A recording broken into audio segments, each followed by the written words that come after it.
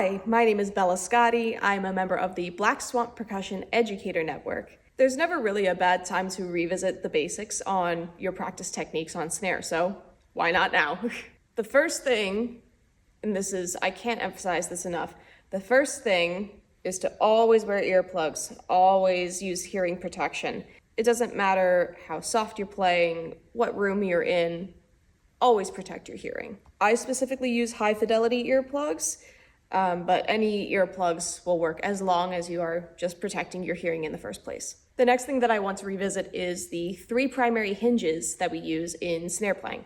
So there is the smallest hinge, which is our fingers. These are used for a lot of smaller movements and a lot more fine, nuanced playing.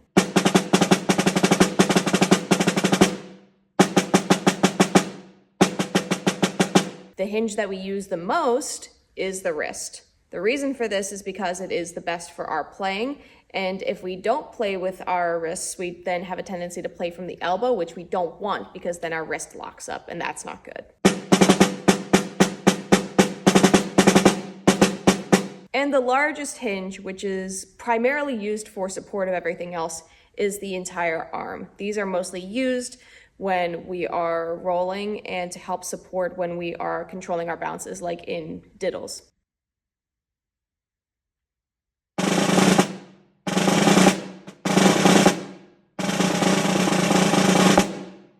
The next thing that I want to go over is our fulcrum and our grip. So with our fulcrum, which is where the stick moves and pivots in our hand, I like to use a 3-finger fulcrum. So that involves my thumb, the pad of my thumb, and if you're using a Vic Firth stick, I like to use the little American flag as a reference. So you put your thumb right on the American flag, your first finger, and your third finger.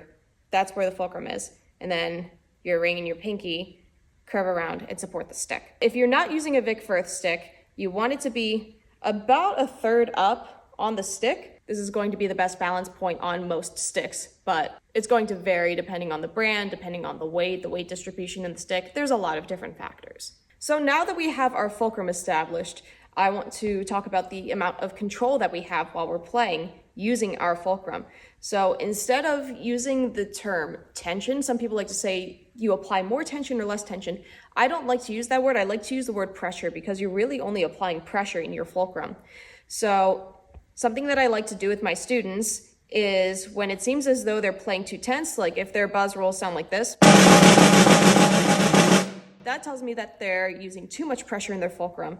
So something that I like to do is I like to have them just adjust the amount of pressure that they're using and experiment with that. So going something like this.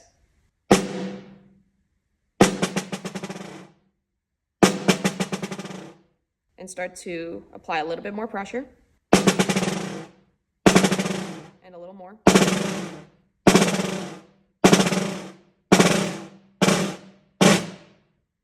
Until you're basically doing dead strokes.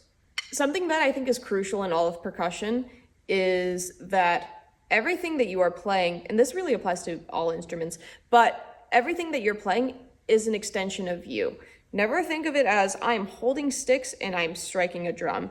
Think of this as an extension of your voice box, and these are how you interact with your voice box. So you also have to think a lot about how you talk as a person and think, okay, how does that translate to the instrument? How do I want to make sure that I am producing the best sound possible to be able to communicate what I'm trying to communicate in solo repertoire, in chamber repertoire, in large ensembles, all of it. It's applicable everywhere. Your voice matters everywhere. So you want to make sure that you're speaking as well as possible. Thank you so much for your time. I hope this helps.